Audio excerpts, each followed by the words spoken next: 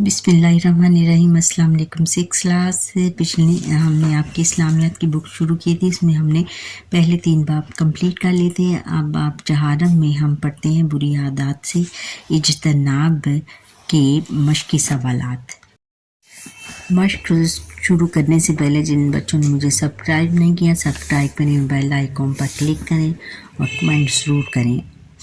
अच्छा, सवाल नंबर 2 है कि खाली जगह पूर करें। किसी दूसरे का माल या इसकी कोई चीज़ इसकी इजाज़त के बगैर डैश कर लेना, डैश कर हासिल कर लेना चोरी कहलाता है।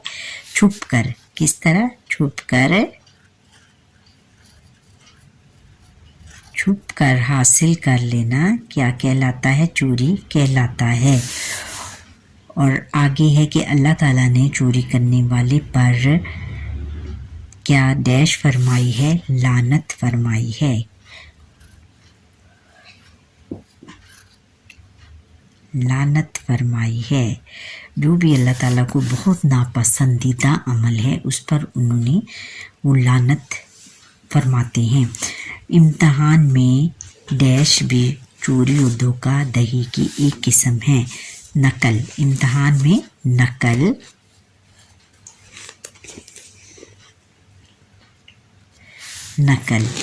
चोरी की आदत इंसान को डैश बना देती है।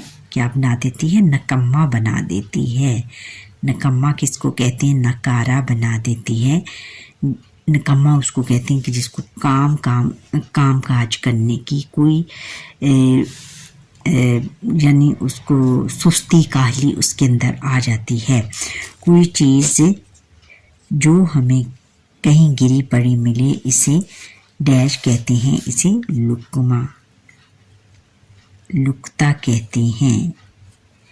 क्या कहते हैं? लुकता, इसको लुकता कहते हैं। अच्छा, अब हमने सवाल नंबर 3 है, मुख्तसर जवाब दें। चोरी किसे कहते हैं? जवाब बच्चों यहाँ से है कि किसी दूसरे का माल या इसकी कोई चीज़ इसकी इजाज़त के बगैर छुपकर हासिल कर लेना चोरी कहलाता है। किसी दूसरे का माल या इसकी कोई चीज़ इसकी इजाज़त के बगैर छुपकर हासिल कर लेना क्या कहलाता है? चोरी कहलाता है। बच्चों, अगला सवाल है कि चोरी की मज़म्मत में एक हदीस मुबारका का तर्जुमा लिखें। की मज़म्मत में बच्चों ये है कि रसूलुल्लाह खातमुन नबीय्यीन सल्लल्लाहु अलैहि वसल्लम ने इरशाद फरमाया, अल्लाह ताला ने चोरी करने वाले पर लानत फरमाई है। क्या फरमाई है? लानत फरमाई है। चोरी बहुत बुरा अमल है। अब अगला सवाल है कि गज़ब से क्या मुराद है? गज़ब से क्या मुराद है?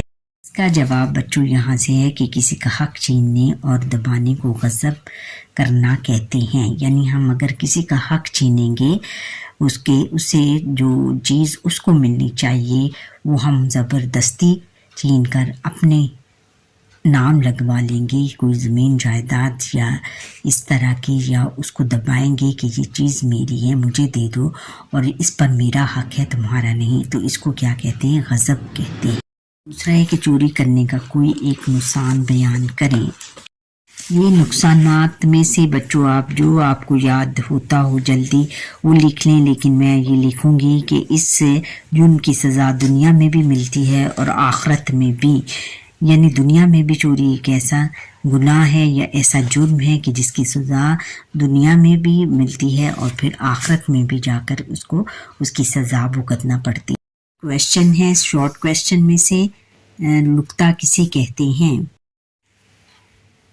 ये है इसका जवाब यहाँ से बच्चा, कोई चीज़ जो हमें कहीं गिरी पड़ी मिले इसे लुकता कहते हैं।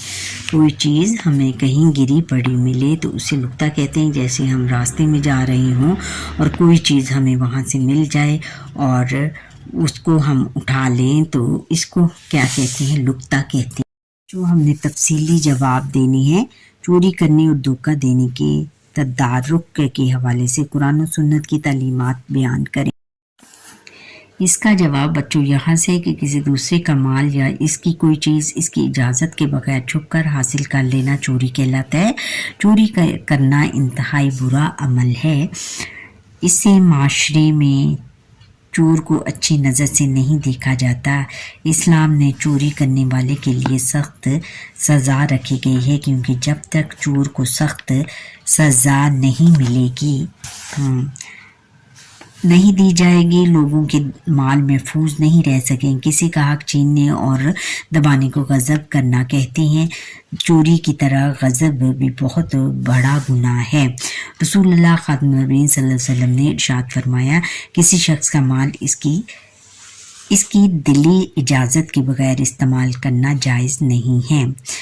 رسول اللہ خاتم النبیین صلی اللہ علیہ وسلم نے ایک اور جگہ ارشاد فرمایا، ترجمہ، اللہ تعالیٰ نے چوری کرنے والے پر لعنت فرمائی ہے۔ اگر کوئی شخص کسی کی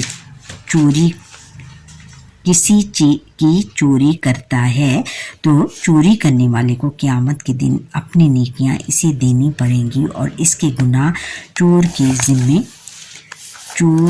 کے نامہ اعمال میں ڈال دیے جائیں گے۔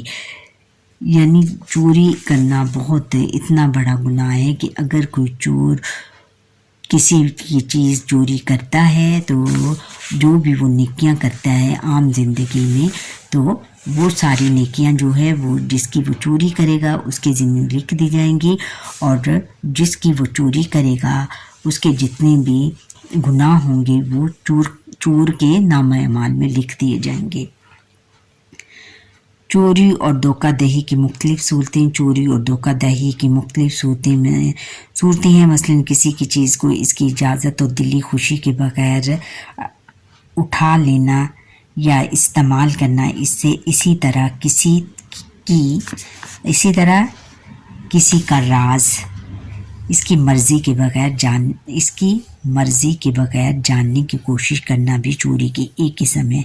امتحان میں نقل کرنا بھی چوری اور دھوکہ دہی کی ایک قسم ہے۔ کسی کو دھوکہ دے کر اس کی چیز ہتھیا لینا بھی چوری کی ایک قسم ہے۔ سرکاری وسائل لوٹنا، بجلی اور گیس چوری کرنا اور سرکاری یا نجی زمین پر قبضہ کرنا چوری کی بدترین صورتیں ہیں۔ یعنی چوری کی بدترین صورتیں ان کو کہا جائے گا۔ اگر ہم بجلی چوری کریں گے یا سرکاری یا نجی زمین پر قبضہ کر لیں گے تو یہ بھی چوری کی بدترین صورتیں ہیں۔ اور امتحان میں جو بچے نقل کرتے ہیں یہ بھی چوری اور دھوکہ دہی کی ایک الگ صورت ہے۔ اور پھر یہ ہے کہ چوری اگر ہم کسی کی اجازت کے بغیر اس کی چیز لے لیں گے، اور اگر کسی کی دلی خواہش نہیں ہوگی کہ وہ کوئی ہماری چیز لے تو یہ بھی چوری کے زمرے میں آئے گا۔ تفصیلی جواب ہم نے دینے ہیں۔ سوال نمبر 4، چوری کرنے اور دھوکہ دینے کے تدارک کے حوالے سے قرآن و سنت کی تعلیمات بیان کریں۔ یہ ہم نے ابھی کیا ہے۔ لقطہ کسے کہتے ہیں اور اس کے شرعی احکام کیا ہیں؟ یہ اس کا جواب بچوں یہاں سے لقطہ کا معنی اور شرعی حکم۔ کوئی چیز جو ہمیں کہیں گری پڑی ملے اسے لقطہ کہتے ہیں۔ ایسی چیز کو اگر کسی نے اٹھا لیا ہے تو اس کے مالک تک پہنچانے کی ہر ممکن کوشش کرنی چاہیے۔ کرنا اس پر لازم ہو جاتا ہے کہ جس نے یہ چیز اٹھائی ہو، اگر اس چیز کو اس کے مالک تک پہنچانے کی امید ختم ہو جائے تو وہ چیز یا اس کی رقم کسی فقیر کو بطور صدقہ دے دی جائے۔ پھر بھی یہ جو چیز جس نے اٹھائی ہے وہ چیز وہ نہیں رکھ سکتا، اس کو صدقے کے طور پر کسی فقیر کو دے دینی چاہیے۔ اگر لقطے کی چیز کے مالک کی تلاش میں ضائع یا خراب ہونے کا اندیشہ ہو تو اسے فوری طور پر کسی ضرورت مند کو دیا جا سکتا ہے۔ یعنی وہ اگر خوراک کی صورت میں ہو تو پھر اس کو فوراً کسی ضرورت مند کو دے دینا چاہیے۔ لیکن اگر وہ چیز فوری خراب یا ضائع ہونے والی نہیں ہے تو اس کے مالک کی تلاش اور اس تک پہنچانے کی کوشش کرنا اس شخص پر لازم ہے جسے وہ چیز ملی ہے۔ ہمیں کبھی بھی دوسروں کی چیز نہیں چرانی چاہیے۔ چوری کرنے والا اللہ تعالیٰ کی نظروں میں بھی گر جاتا ہے اور لوگوں میں بھی اس کی عزت نہیں رہتی۔ کسی کی چیز ہمیں کتنی ہی پیاری کیوں نہ ہو، اس پر اس پر ہمارا کوئی حق نہیں ہے۔ مسلمان کبھی کسی کی چیز چوری نہیں کرتا۔ اگر اسے کسی کی چیز گری ہوئی مل جائے تو وہ اسے بھی مالک تک پہنچانے کی کوشش کرتا ہے۔ یہ مسلمان کی خاصیت ہے کہ بچوں جو بھی چیز اس کو کہیں گری مل جاتی ہے تو وہ پہلے ارد گرد اپنے کلاس فیلوز یا ارد گرد کے لوگوں سے پوچھے گا کہ یہ آپ کی چیز تو نہیں ہے، پھر محلے میں اعلان کرواتا ہے کہ یہ چیز ملی ہے، یہ کسی کی تو نہیں ہے، اور پھر اسے پہنچانے کی کوشش کرتا ہے، اس کے اصل مالک کی طرف تک پہنچانے کی کوشش کرتا ہے، اور یہ ایک مسلمان کی خاصیت ہے۔ جو آگے سرگرمیاں ہیں برائے طلبہ، روزمرہ زندگی میں چوری، غضب اور دھوکہ دہی کی مختلف صورتوں، نقل کرنا دوسروں کی چیزیں بلا اجازت لے لینا وغیرہ پر مشتمل چارٹ بنا کر کمرہ جماعت میں اویزاں کریں گی۔ بہت اچھا کام ہے بچوں، یہ اپنے کمرہ جماعت میں لگائیں چارٹ، تاکہ بچوں کو یہ ترغیب مل جائے۔ جو بچے بھی آپ کی کلاس میں چوری کرتے ہیں وہ اس سے اجتناب کریں، اور اس میں احادیث اور قرآنی آیات کو بھی کوٹ کر دیں تاکہ ان کے دل میں ڈر بیٹھ جائے اور وہ چوری کرنا ترک کر دیں۔ برائے اساتذہ اکرام، طلبہ سے کہیں کہ وہ جماعت میں چوری سے اجتناب کے موضوع پر ایک خاکہ پیش کریں۔ ایک خاکہ پیش کرنا ہے بچوں آپ نے اپنے ٹیچرز کے ساتھ مل کر۔ چوری کرنے کے اجتناب یعنی چوری سے باز رہنے کا جو ہے بچوں کو یہ درس دینا ہے اپنے خاکے کے ذریعے اپنے کلاس فیلوز کو۔ اچھا بچوں، یہاں پر ہی ہمارے آج کے لیسن کا وقت ختم ہوتا ہے۔ آپ مجھے لائک سبسکرائب کریں اور بیل آئیکن پر کلک کریں، کمنٹ کرنا نہ بھولیے گا۔ اللہ حافظ۔